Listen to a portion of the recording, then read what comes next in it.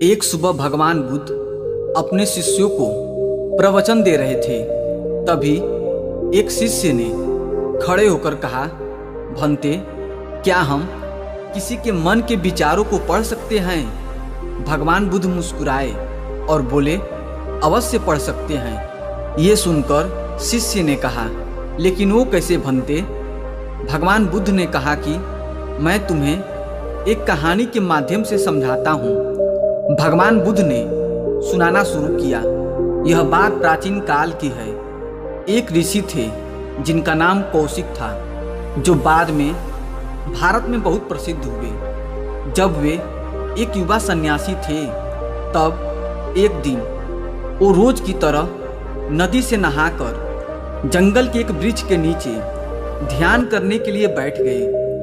वो अपना चेहरा थोड़ा ऊपर की तरफ करके बैठे ध्यान करने की कोशिश कर रहे थे। उसी पेड़ के ऊपर एक चिड़िया बैठी हुई थी।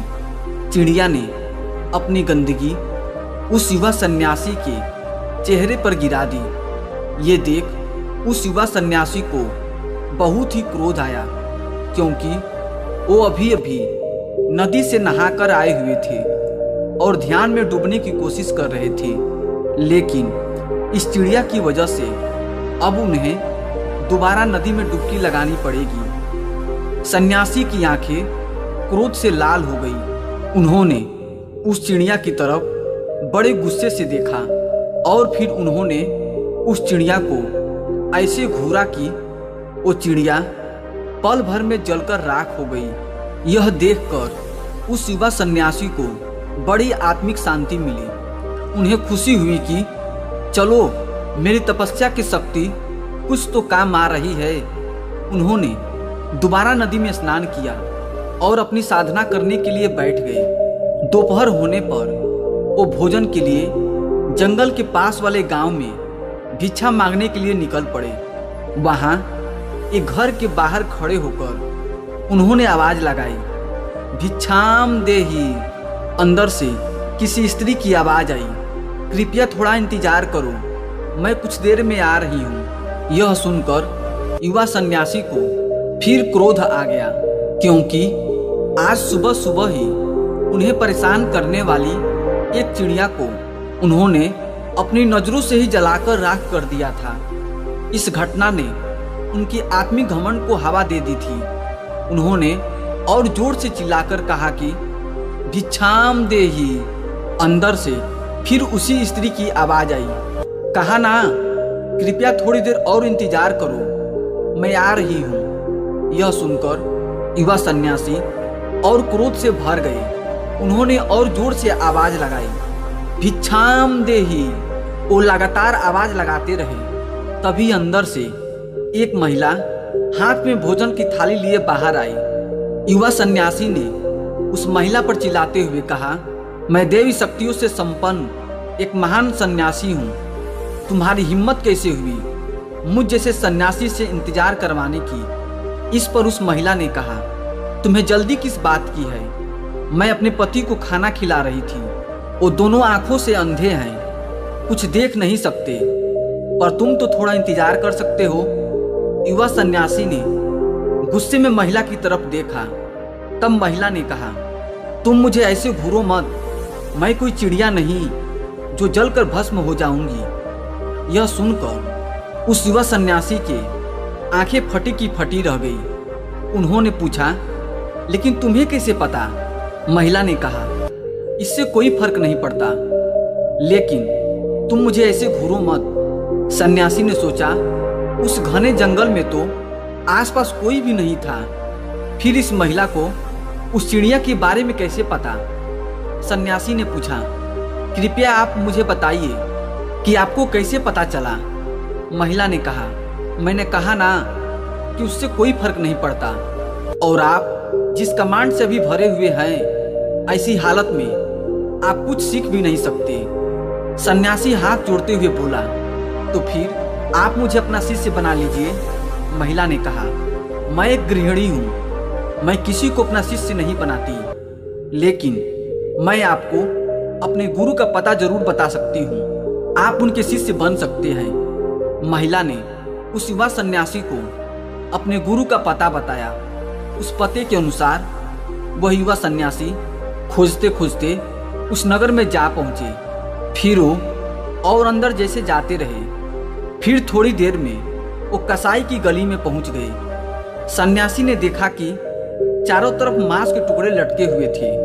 उसने सोचा शायद मैं गलत पते पर आ गया हूँ, लेकिन पता बिल्कुल सही था। वह सन्यासी एक ब्राह्मण थे।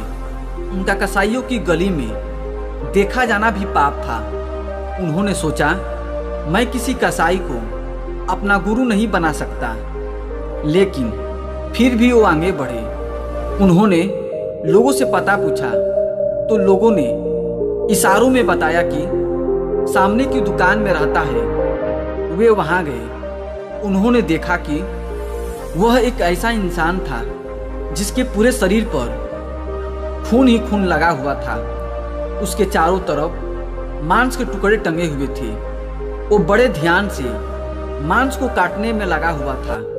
वे वहां खड़े खड़े सोचने लगे, मैं ब्राह्मण हूँ, एक कसाई वाला मुझे क्या सिखाएगा, और फिर चाहे कुछ भी हो मैं एक कसाई का शिष्य तो बन नहीं सकता। वो लौट कर जाने लगे। तभी उस इंसान ने उन्हें उनके नाम से पुकारा। उसने कहा, महात्मा कौशिक, आपको उस स्त्री ने मेरे पास भेजा है ना? यह सुनकर वे युवा सन्यासी अवाक खड़े के खड़े रह गए, क्योंकि उन्होंने अपना नाम अब तक किसी को नहीं बताया था। फिर यह इंसान उनका नाम कैसे जानता था? उसने कहा, आप थोड़ी देर इंतजार करिए, मैं अपना काम पूरा कर लूं। वो सन्यासी वहीं खड़े रहे। उन्हें उस कसाई के घर में घुटन हो रही थी। थोड़ी देर बाद उसने अपना काम खत्म करके उस युवा सन्यासी के पास आकर कहा, आप मेरे घर चलिए, हम वहीं बैठकर बात करेंगे। वे दोनों घर पहुंच गए। घर पहुंचकर उसने उन्हें बैठने को कहा और खुद जाकर स्नान करके साफ सुथरे कपड़े पहनकर बाहर आए। बाहर आकर उसने कहा, आप थोड़ी देर और इंतजार करिए, तब तक मैं अपने बूढ़े माता पिता की सेवा करके आता हूँ। वो गया और उसने अपने बूढ़े माँ बाप की सेवा की, उन्हें खाना खिलाया और फिर वहाँ आकर उन युवा सन्यासी के पास बैठ गया। उसने पूछा, बताइए क्या प्रश्न है आपका?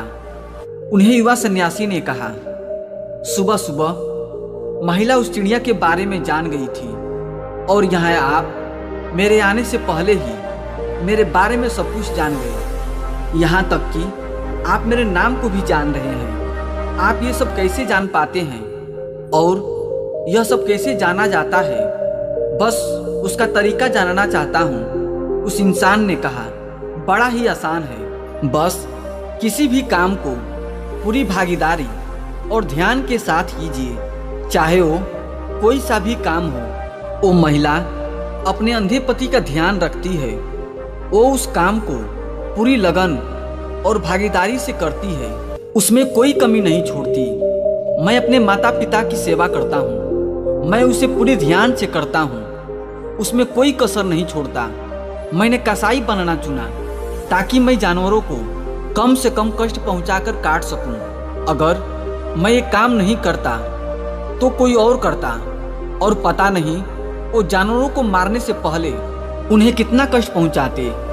मुझे लगता है कि मैं इस काम को सबसे अच्छे तरीके से कर सकता हूँ, इसलिए कुछ भी करो उसे पूरे करुणा, भागीदारी और ध्यान के साथ करो। जब हम किसी काम को ऐसे करते हैं तो हमारे खुद के विचार शांत हो जाते हैं, और जब हमारे खुद के विचार शांत हो जाते हैं तब हमारे आसपास जो भी लोग होते हैं उनके मन में चलने वाले विचार भी हम पढ़ सकते हैं और उनके बारे में जान सकते हैं। जैसे कि उस महिला ने तुम्हारे विचारों को पढ़ लिया।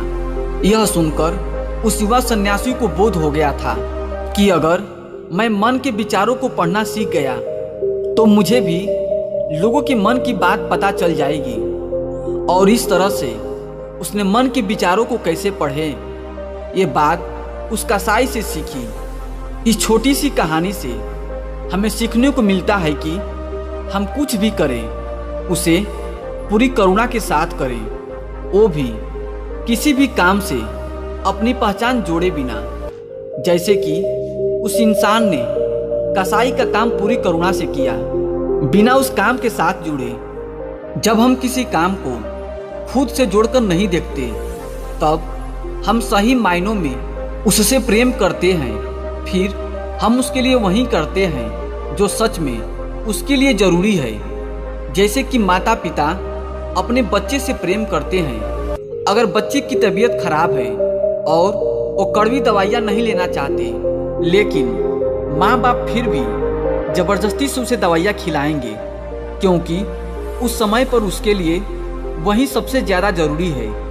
इस कहानी के सार में कहा जाए तो अगर हम किसी भी काम को पूरी करुणा और ध्यान से कर पाए, वो भी बिना उस काम को खुद से जोड़े, तो शायद हम उस काम को सबसे अच्छे तरीके से कर पाएंगे।